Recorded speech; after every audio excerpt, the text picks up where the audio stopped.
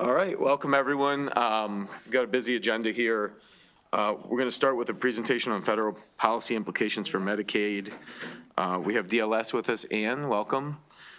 We thought this was important given the uncertainty with the new administration and where our Medicaid waivers may be. And frankly, even as chair, I'm not as versed on these things as even our subcommittee chair who made this recommendation. So I think it's a great recommendation. I think it'll be helpful for the committee. And without further ado, Ann, welcome. Thank you, Mr. Chairman and members of the committee. So let's see, I have some slides to prepare to share with you all. Thank you.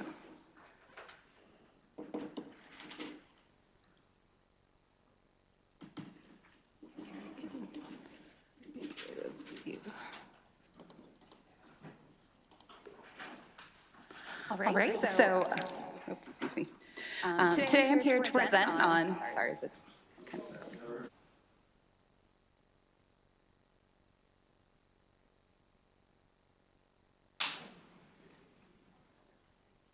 I'll try again. There we go. That sounded better without the echo. Thank you.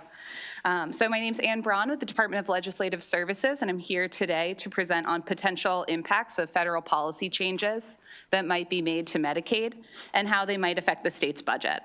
And so this presentation will cover policies that have been discussed in the past or might be considered, but there have not been any formal announcements or indications of changes to Medicaid. So I would just emphasize that these are considering possible changes that might be made, but it's still, the effect on Maryland is still very uncertain. And so I would just emphasize that these are all estimates of what the impact on the budget might be. So first, just to provide an overview of what the Medicaid program is, it's a joint federal and state entitlement program that provides health care coverage for eligible low-income and elderly and disabled individuals in Maryland. The way it's the financial structure is set is that Maryland receives a federal match for Medicaid spending set at generally 50%. So for every dollar the state spends, the federal government matches $1. However, there are some populations that receive a higher federal match. And so an example is under the Affordable Care Act, that group that received expanded coverage, Maryland receives a 90% federal match for that spending. As of December 2024, Medicaid enrollment was 1.35 million individuals, which is almost 1 in 4 Marylanders. And that includes 500,000 children enrolled in Medicaid. There's also the Maryland Children's Health Program, which is structured very similarly to Medicaid and covers the same health care coverage, but specifically for low-income children whose household incomes exceed the income eligibility for Medicaid.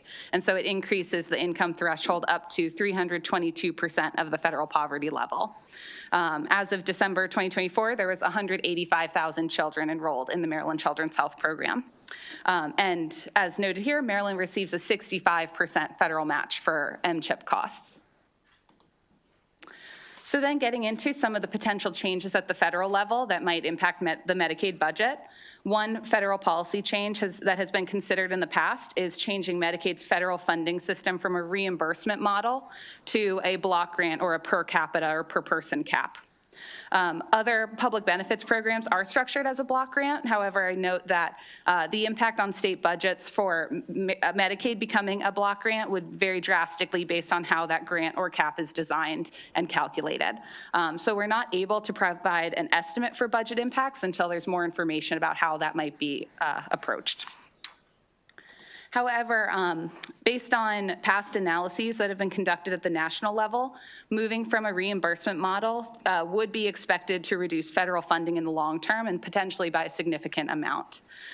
The other considerations would be that limiting federal funds to a certain cost per person might make the program less reactive to inflation and increasing medical care costs.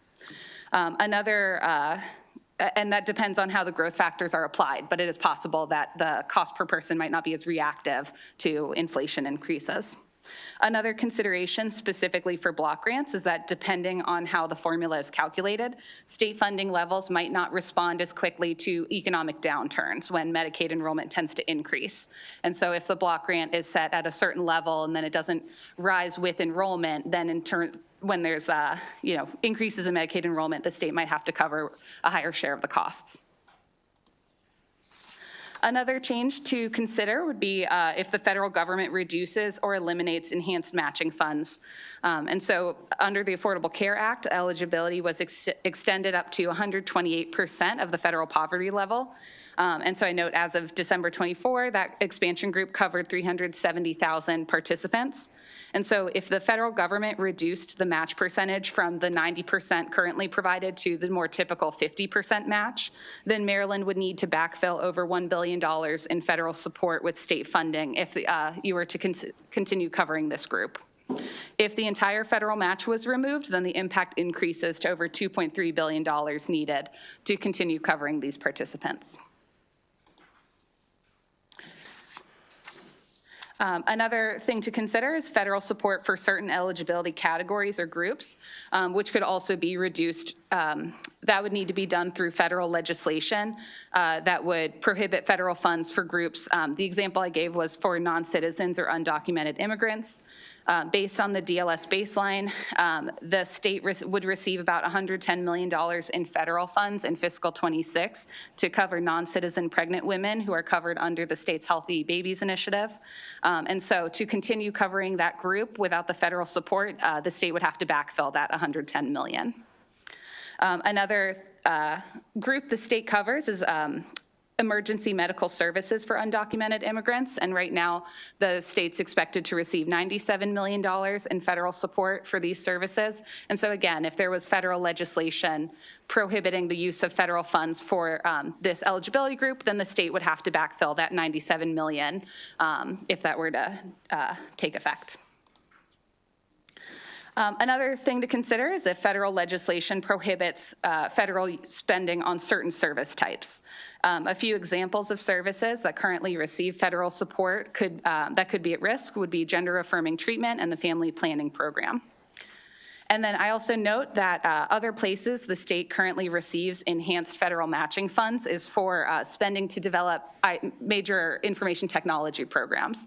And so the federal government could reduce this enhanced matching percentage to either the typical 50% or to some lower or some amount. And so that could also potentially have significant impacts on Maryland's budget by needing more state funding to support the major IT projects that are currently ongoing. Another change that could happen would be to Medicaid's enrollment requirements and operations. And so the idea of work requirements have been brought up in the past. And so if that kind of program was introduced, then that would lead to disenrollments, or Maryland would have to cover the full cost to keep participants enrolled. Based on a past Congressional Budget Office estimate, states could see a 3.5% reduction in enrollment from work requirements. So for Maryland's program, that would reduce the budget by about $100 million in total funds. And then there would also be some costs offsetting that decrease due to the administration costs for the state to actually check compliance with work requirements. So there would be some added costs to Maryland's budget. But if a 3.5% reduction in enrollment happened, then there'd be a $100 million reduction. The federal government could also change Medicaid operations by requiring more frequent eligibility checks. And so right now, Maryland conducts eligibility redetermination once a year, but that could be increased. And while it might lead to more disenrollments, that kind of policy would also increase administrative costs for the Maryland Department of Health to conduct this redetermination. The last federal change I have for you today is related to Medicaid waiver programs. And so these are a way for states to implement new programs or policies that change Medicaid requirements. Waiver applications must be approved by the Centers for Medicare and Medicaid Services, and Maryland currently has at least one pending application that hasn't been approved by CMS yet. The pending waiver request includes a reentry program to cover individuals when they're released from prison and an expansion to Maryland's housing support waiver. And so even without any changes to federal policy, it will be the next administration that will determine whether this application is approved or not and might reject that application. And so that concludes my presentation, and I'm happy to answer any questions. Thank you.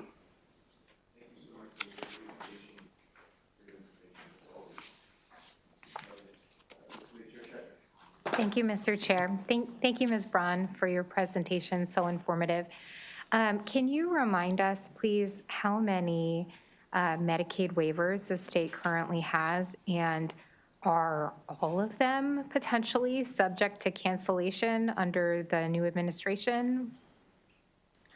Thank you for the question. So Maryland Medicaid has a lot of waivers. I don't know the number off the top of my head, but I'm happy to follow up with you on that, because that includes programs as large as like the Health Choice program, the managed care that covers, a very large percentage of Medicaid enrollment, but and it also includes waiver programs like home and community-based services.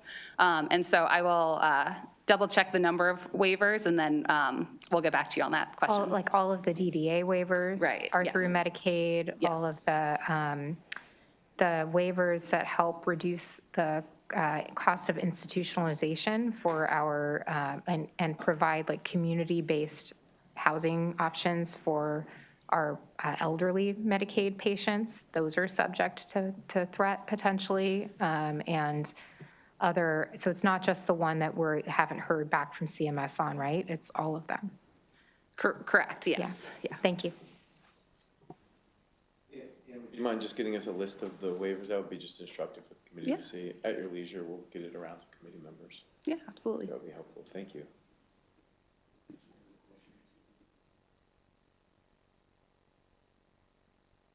Thank you. We'll look forward to the list, and thanks for the presentation.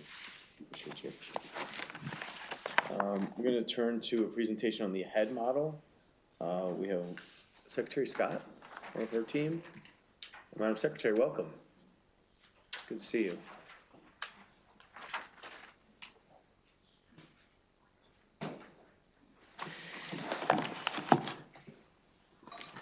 And I'll let you introduce your team here. Oh, not my team. Good afternoon, Chair Barnes, members of the committee. Laura Herrera Scott, Secretary of Health, and with me is... Good afternoon, Chair and members. I'm John Crom, Executive Director of the HSCRC. the Health Services Cost Review Commission that regulates hospital payments. Sorry, no acronyms. We'll make sure we don't use acronyms. So ahead, let's start with the name, All-Payer Health Equity Approaches and Development Model. So that's what AHEAD stands for. Next slide.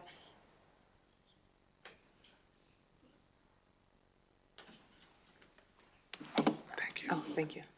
John, I can do it. Oops.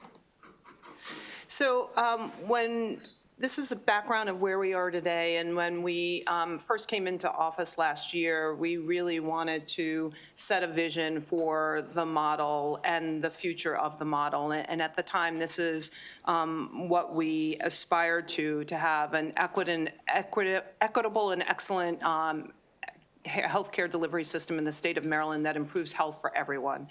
And we thought about the healthcare system as a continuum of care, thinking about services that are provided in the community, and those services can be clinical services, primary care, but it also can be services that address health-related social needs, such as transportation, housing, food, et cetera. Then we thought about primary care, specialty care, hospital care, post-acute care, and then as we think about towards the end of life, palliative care, and then ultimately end-of-life care or hospice care.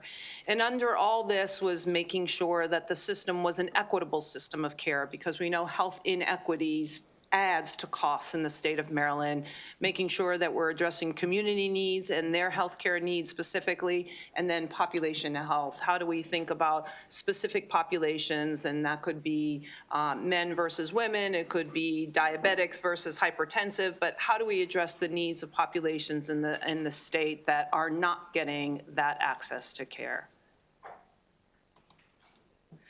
So more background of where we are today. So as many of you know, we have an all-payer hospital rate setting system that's been in place since the early 1970s. And then in 2014, the first new version of the model under total cost of care was renegotiated. And then the next 10-year terms was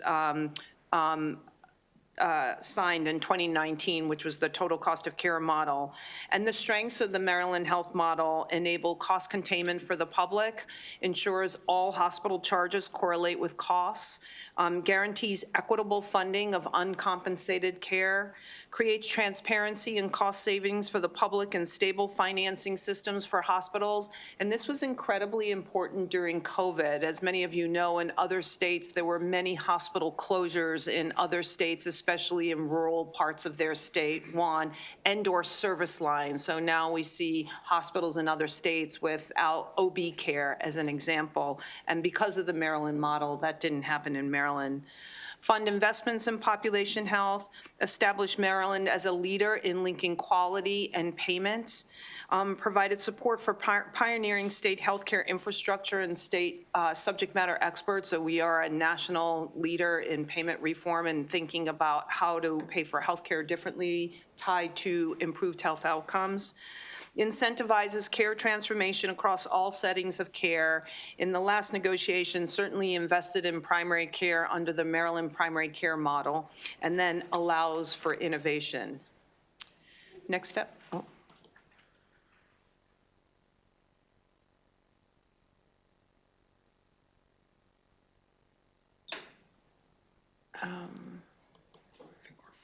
Should I do something to get it?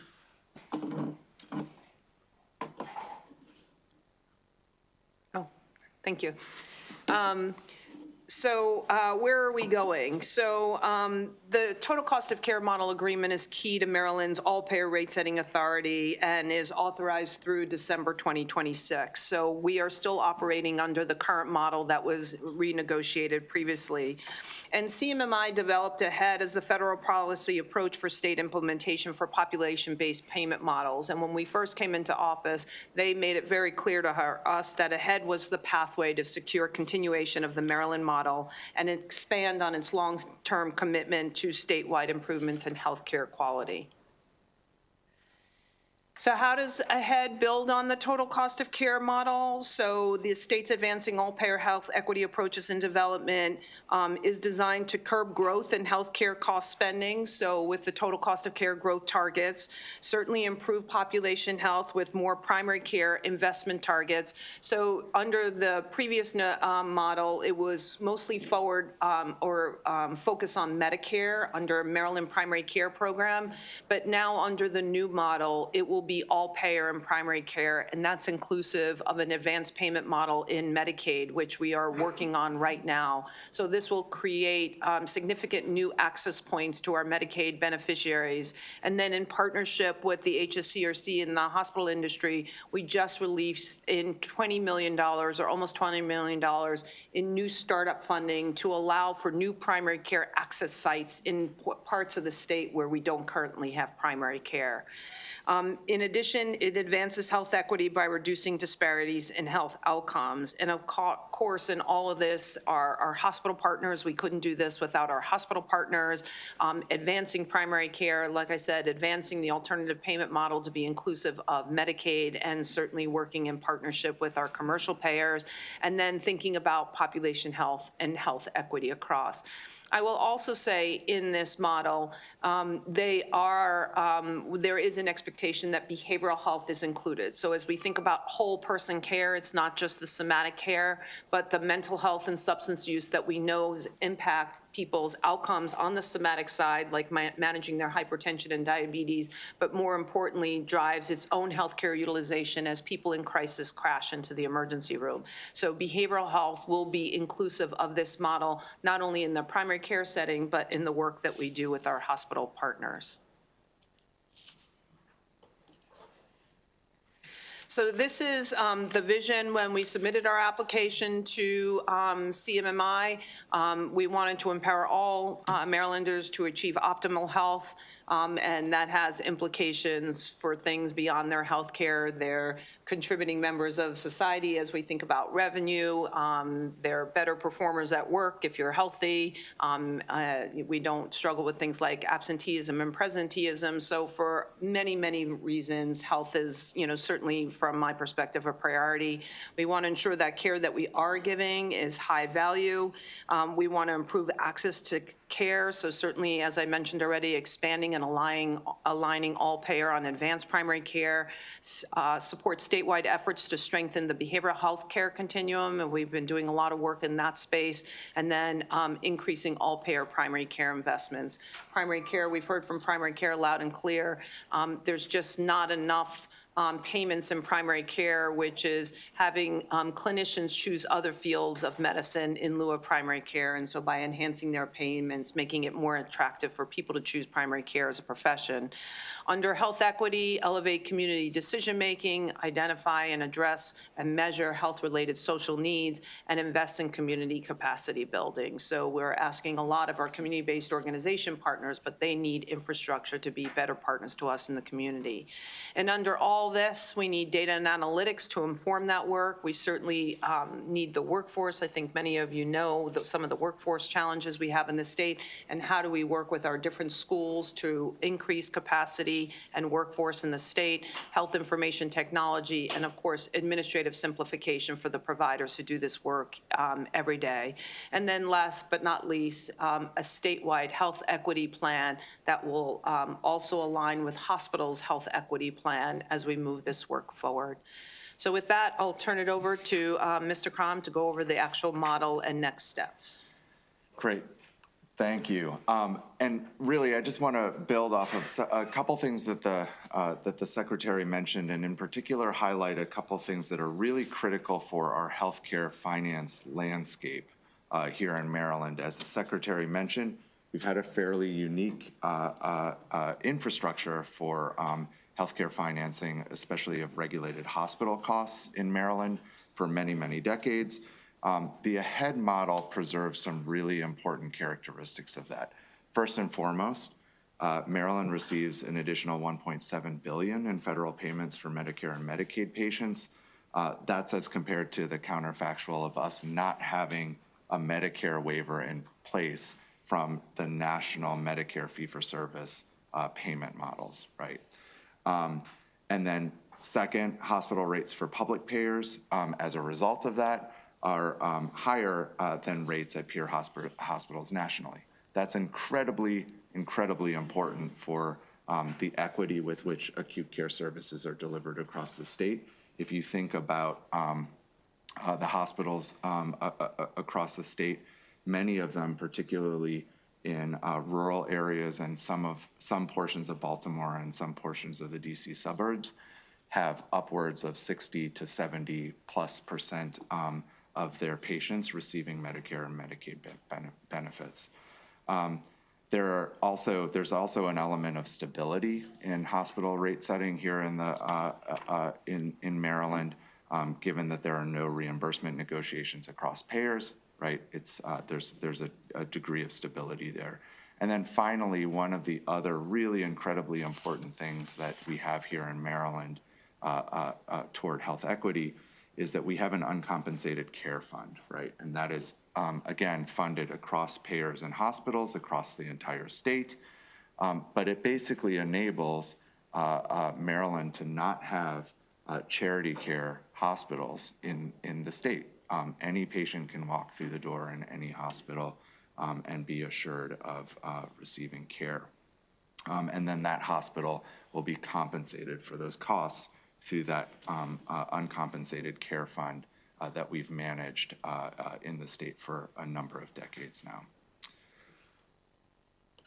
In addition to that, the AHEAD model will enable some new characteristics as well, or some advancements in our healthcare landscape.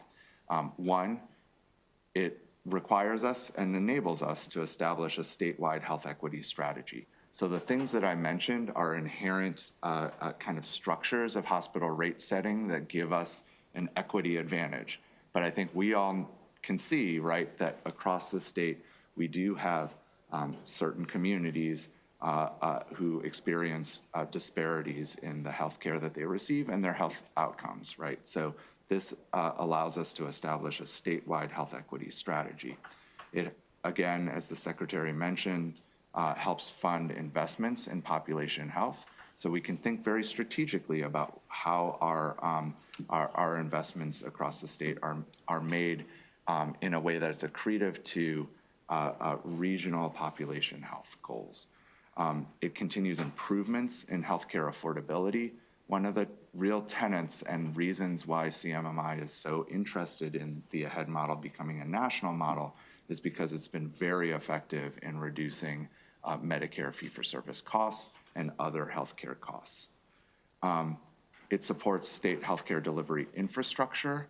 So as the Secretary mentioned, where during COVID we had hospitals across the nation closing, particularly in rural areas, we did not experience that here. One of the understated components of this is that it allows us to build some critical data infrastructure to monitor costs across the state on an ongoing basis. That's going to be really important for us, not only for the management of the AHEAD model, but for really understanding how our complicated healthcare landscape is experienced and financed across the state. And then finally, it incentivizes care transformation even beyond hospitals. So as the Secretary mentioned, the state has become a real leader in value-based programming for primary care practices across the state. So this enables us to build upon that.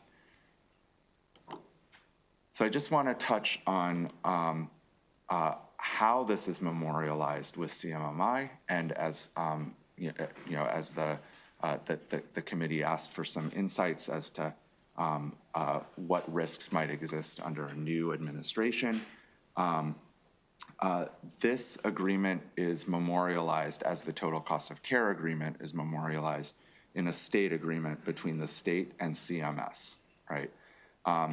And that provides a high-level framework for the AHEAD model as it will be implemented here in Maryland. And it is through that mechanism that we preserve those waivers that give us the things in the couple slides that I discussed a moment ago.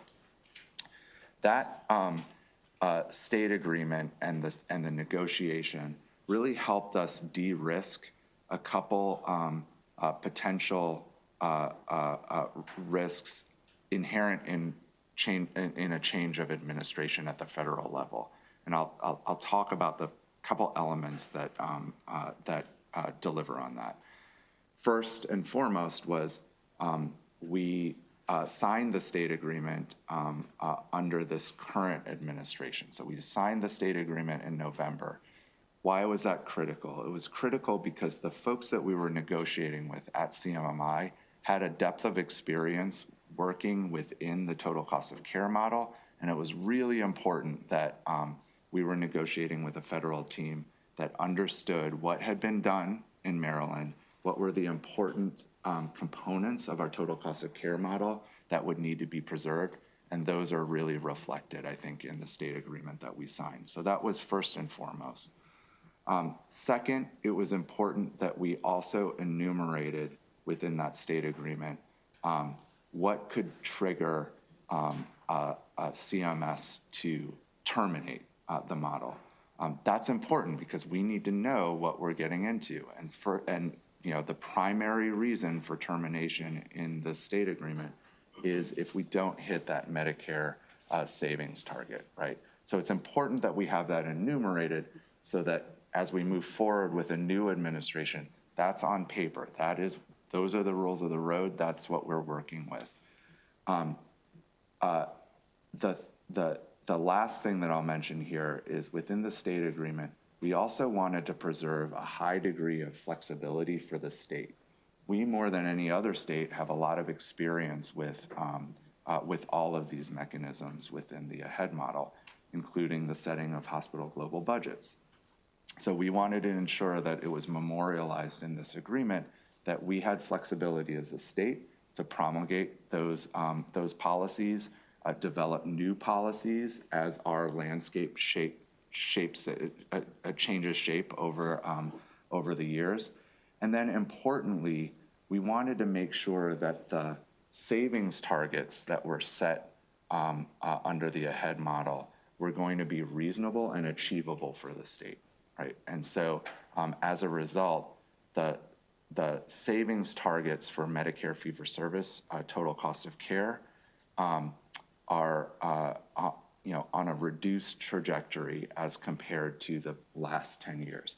That's in recognition of all of the hard work that's been done over the past decade by the state, our providers, certainly our hospital partners in achieving savings for the Medicare Trust Fund. So we wanted to make sure that that was memorialized in the methodologies reflected in the state agreement, and that was achieved.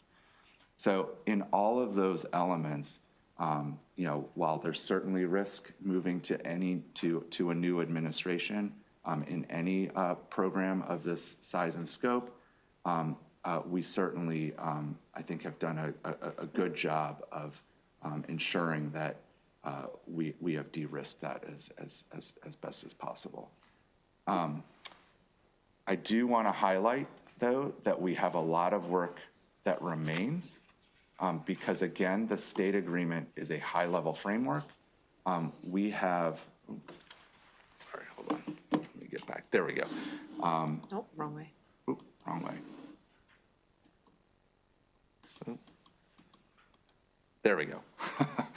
We do have a number of key milestones ahead of us, mostly around setting targets for various aspects of the AHEAD model.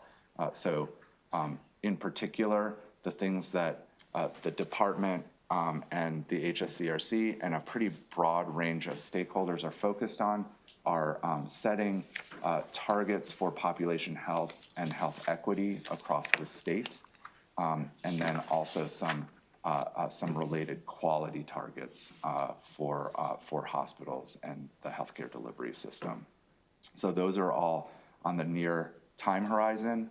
That work is underway, and I think we've engaged with stakeholders from across the state in order to help us set those targets, and so we're very excited to be engaged in that work. Let me pause there and see if, Secretary, anything else to add? Nope. Wonderful. So stand ready to answer any questions you may have about the model and next steps. Madam Secretary, Director Crom, thank you so much for being with us and providing an overview of this AHEAD model. Do you have any questions from the committee? This healthcare stuff is pretty dense and complicated. I've had a lot of HGO today, but all right, Delegate. Thank you. Thank you for being here. All you to explain this very easy to understand model to us. I have a couple basic questions. One thing that we're seeing a lot of around the state, and certainly in my county, is long emergency room wait times. And I know as a rule, Maryland is lower in capacity, in beds per 100,000 residents than many other states. We're like fifth or something, fifth lowest. So I guess my question is, the long emergency room wait times, the lack of or lower amount of beds, how does this model address hospitals that need to expand capacity? Want to take that one? Sure. So first, I would want to recognize that that we are engaged in this work right now through the ED Wait Times Commission that was established last session. I'll mention a couple things. One is that capacity isn't equally distributed across the state, right? So one of the things that we're doing right now is assessing where do we have inpatient capacity, where do we have ED capacity, and how is that matched to the population centers of the state? That's really important work because when we think about that distribution, inherent there is certainly where we have to grow capacity, we have to grow capacity. That may mean growing beds. It may mean growing primary care. It may mean growing post-acute care. But also inherent within that, we have a lot of opportunity within the state to manage hospital throughput through some other measures as well, right? So one example of that is we have pockets around the state where inpatient length of stay is very high relative to nation, right? If that inpatient length of stay shrinks to say state average or national average, it frees up capacity, bed capacity in other parts of the hospital, and decompresses that boarding problem in the emergency department that's created. So one of the things, so there's kind of two areas that we're looking at here, right?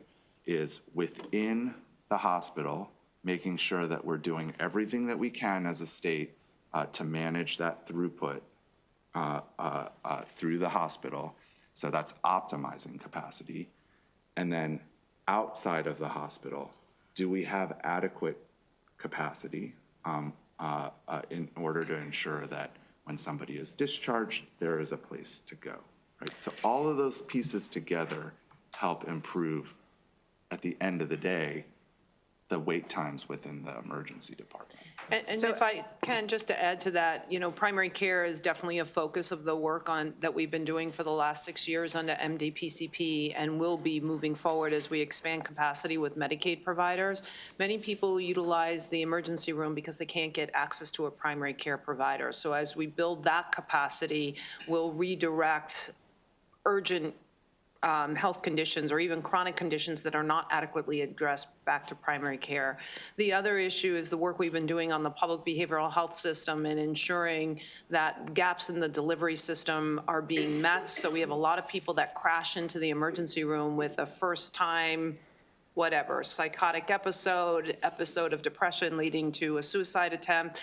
And so how are we building the capacity for behavioral health services, not only in our primary care, but certainly for more urgent care? I think many of you know we have brought on more mobile crisis teams. We now have fixed crisis centers. We've added inpatient substance use disorder for adolescents that need that. We are expanding our 1915I for families that are really struggling with kids with severe emotional disturbance to make sure they get their care where they need it, as opposed to becoming so acute that they end up in the emergency room. So we're working in partnership, not only in leading this work group, but addressing the things that can be solved for in the emergency room, but also things that should be solved for in the community to get people to the right place for their care.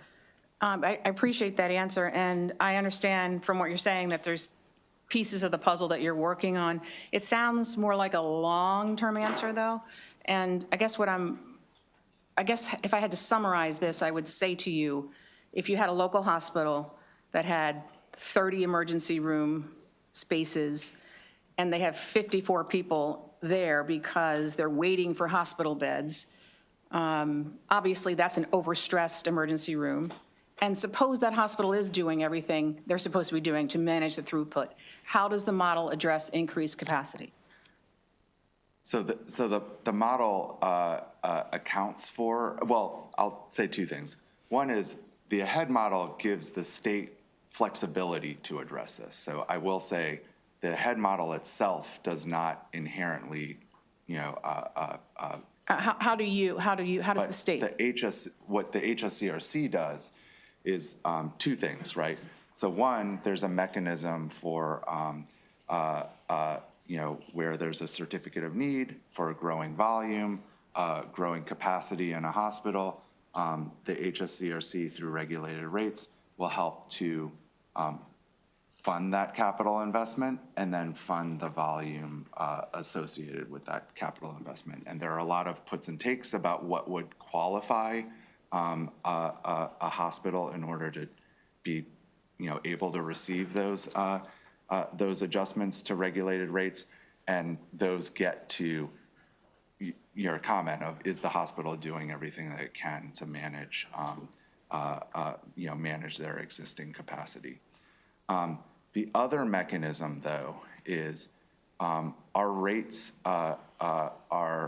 they grow as the population grows, right? So there is a very important adjustment within regulated hospital rates that accounts for population growth across the state, the market share that a hospital takes of that population growth, and then scales up their revenue on the basis of that projected population growth. that is a very important mechanism because it allows us to keep up with both our total population growth within the state, but also as different parts of the state experience different population growth. That's a very important policy. And it's something that, again, within the context of preparation for the AHEAD model, we're going to be reviewing in depth over the next year to make sure that that important adjustment is working as needed. Thank you. I mean, I think anything we can do to reduce the emergency room wait times, which has been an ongoing problem across the state in the last several years, is really should be a priority. And I appreciate your time today. Thanks. Absolutely. And I would say for decades, it's been a problem Yeah. for decades, and it really is a focus of both of our agencies. Thank you, Mr. Chair, and thank you, Madam Secretary and team, for your presentation. I had a question on slide 7 related to uncompensated care. Could you remind me, I apologize if I missed it, how is that funded? Like, where does the money come from? And I know it says that the fund is distributed equitably. It's equitably funded across payers and hospitals, but I guess sometimes equitable is conflated with equal, and I just want clarity that, like, where does the money come from? And then if there's any surplus, like if all of it is not exhausted, what happens to that money? Yeah, those are great questions. So, the mechanism by which the uncompensated care fund works is there's a projection for how much uncompensated care would be delivered in the state in any given year. Hospital rates are increased proportionate to their revenue. Okay. And then those dollars are assessed back. So it essentially puts it into a giant pool. And then it's reallocated back out based on how much uncompensated care was delivered at each hospital. So there's a kind of a reporting mechanism so that we can get essentially reports of bad debt and uncompensated care, and then that then translates to a payment essentially that goes back out to the hospital. That whole process takes a bit of time to get through, but by the end of, say 18 months or so, that bad debt is kind of essentially backed out of the hospital or put back into the hospital, right? And just to add, because of the great work that this General Assembly has done, we have one of the lowest uninsured rates in the country. So between the expansion of the Affordable Care Act and Medicaid expansion, the individual market and the reassurance and the stipends that individuals get, our uninsured rate is, it was 3%. It's probably a little bit higher now post public health emergency unwinding, but it's still one of the lowest uninsured rates in the country. Okay, thank you. And I apologize, I should have introduced you to the guest from HTO. Dean of the House, Sandy Rosenberg. Hopefully asking a worthy question. What aspects of our system are at risk, under discussion already, and would be under further discussion under certain policy changes that have been speculated or considered, written about during the last 12 months by the new administration? And do you already see any evidence of the people you're working with at the federal level walking out the door, that is, finding new jobs?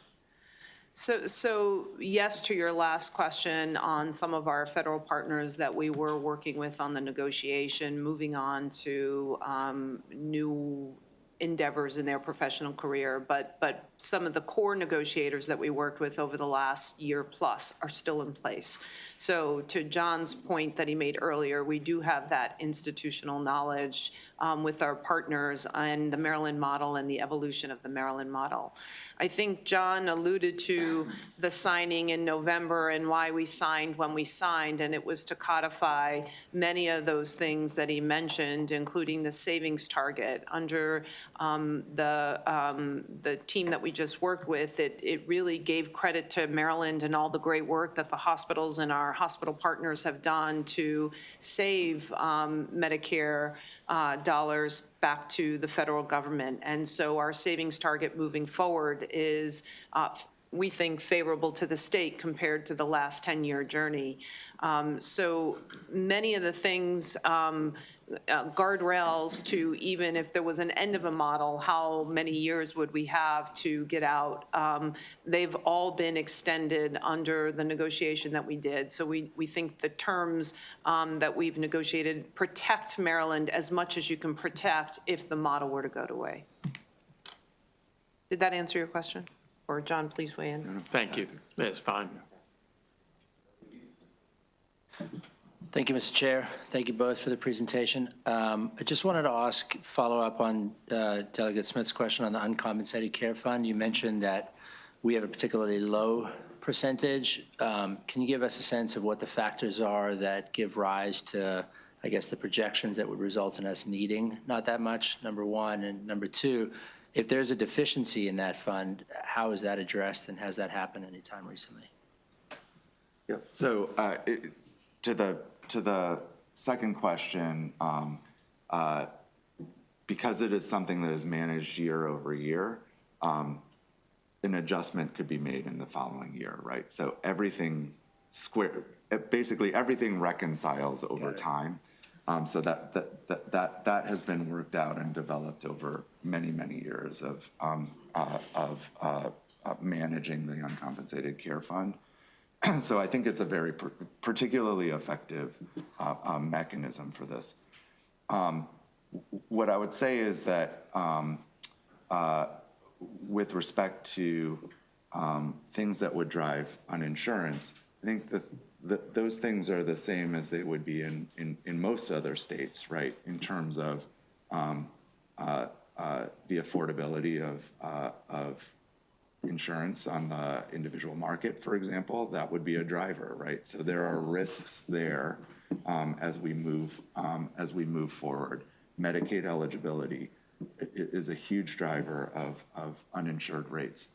What the uncompensated care fund does, it helps reduce some of the burden that an uninsured population might have here in Maryland, because at least the hospital component of that could be covered. That is not the same as a replacement for insurance, though. I want to make that very clear, because obviously the insurance coverage would be much, much more comprehensive. And all of those things that the Secretary mentioned about the continuum of care, we want to make sure that our entire population has access to all of that continuum.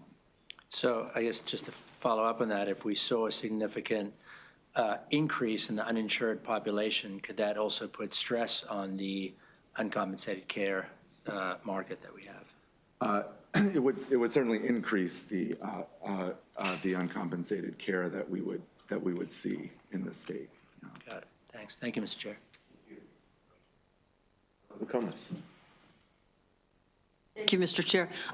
This is a problem that my colleague in Howard County explained very well, but we have a problem where we have a volunteer and a paid fire service that come and bring the patients in, whether they have a mental breakdown or it's a traffic accident. And a lot of times, I mean, we went to the hospital, we saw how the emergency room worked very, very hard, and they try to move quickly. But the waiting room was packed when the legislators were there. And the concern is that because we have a volunteer fire department and some paid on the, do you connect with them? Because it's like a pipeline. And if there's a backup in the emergency room, it backs up the folks that are waiting to get rid of the patient to the emergency room, and and then of course then it backs up because you can't find a bed for the people. So it's a real problem. And I was wondering, a lot of folks will go to the emergency room instead of going to like urgent care or something, and then they'll say, hey, you need to go to the emergency room. But people don't know, and then if you have a high population of undocumented folks, they're going to go to the emergency room because maybe they don't, realize they could go to urgent care or somewhere else. So what are we doing as far as to solve some of the blockage in the pipeline of getting people in and out and moving on. So this goes back to the other delegate's question about just the throughput in the ER. And so expanding access to primary care, expanding access to behavioral health services, educating people on what's the appropriate place for managing your chronic disease versus going to an urgent care versus an emergency room for your care. We're certainly also in discussions with MIMS to the point that you made about EMS, right? They can't leave while they're waiting with the patients that are waiting to be seen. That has backup into the community, which could mean delays responses to people that need the service in the community. So we're very sensitive to that, and we work in partnership with MIMS on how to address that. Most recently with the hurricane in North Carolina and the saline shortage, worked very much in partnership with MIMS and EMS and the impact on the ER and EMS on how to address that. But clearly there's a lot more work to be done for all the points that you all made around our ER wait times. So it's, what's happening in the community, it's throughput issues in the hospital, it's even thinking about discharges and having either supports in the community or supports for services to be delivered in the home so people could be discharged safely. And in some cases, it's also end-of-life care and the opportunity to choose a different path if you're dealing with a terminal illness and whether it's more appropriate to be in hospice getting services versus the emergency room. So we're looking at all of it. I think Dr. McCombs makes a great point as to why, back to our previous discussion, why a Medicaid waiver for non-citizens should stand. Because when people don't have health care, they don't have health insurance, they're going to end up in our hospitals. And our wait times are going to go up, and we're going to end up paying for uncompensated care anyway in the end. So it's a good point, Delegate McCombs. Delegate Shetty. Thank you, Mr. Chair. Thank you, Madam Secretary and Director Crum for being here today. So I just want to clarify. So the model in some form initially started in the 70s, and it was initially started with sort of this view specifically around hospital cost containment. And it's been expanding, and under the total cost of care model, it now includes areas that previously I think were a little bit out of reach for the hospitals in terms of reaching specific cost benchmarks because they didn't have control over specific things. And so now it includes the primary care offices that are owned by hospitals, right, as part of the current total cost of care. So primary care providers that choose to participate. So they could be hospital-owned, they could also be independent physician providers. Amazing, and that helps ensure that by the time somebody gets to the hospital, hopefully all other means have been exhausted pre-hospitalization, which helps control costs. And now this new stage, taking into account more expansive care, including behavioral health, as well as this focus on health equity. What do we expect to see in terms of, the total costs in our system, not just in terms of the monetary costs, but any other sort of, uncalculable societal benefits that we can see when we're focused on health equity? So I'll start. So in addition to all the work underhead, even just from the health department's perspective, for example, in our public behavioral health and our public health system, we invest a lot of community dollars that has not historically been tied to the rest of the delivery system. And much of that money is on primary and secondary prevention, but it's also on addressing health-related social needs. And so we're now looking at those dollars that we invest in communities, and how do we better align under the HEAD model with work that the hospitals are doing, work that primary care is doing, and work that community providers are doing, so we can better meet the total needs of the community. And I do believe when people get the right care at the right place at the right time, the money just follows, right? If we can improve health, then healthcare costs go down by virtue of the fact that we improved their health. So maybe the other societal needs, as I mentioned, is being able to go to work every day so they're not incapacitated by their untreated diabetes because, or they're not being, incapacitated dominated by their untreated hypertension that could manifest itself as headaches or blurred vision or some other manifestation of that symptom or that disease not being addressed. So we're looking at all our efforts in addition to what's happening under a head. And then to the equity question, we know that inequities in the system cost the system money. So if we can address those inequities, so we know, for instance, women of color access or come in with later stages of breast cancer, and we need to do a better job screening. And if we could screen them, we could identify those cancers early, treat them early, have better health outcomes, and lower total cost of care as it relates to just breast cancer screening in women of color as a perfect example. So there's a lot of secondary gain in addition to just better health, better quality, and total cost of care, but also participation in community activities just by improving the health of the community.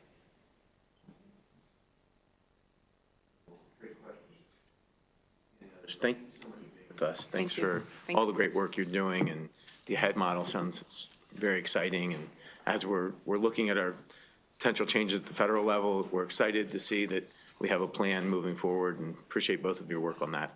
Thank you. Thank you so much. Thank you so much. Okay.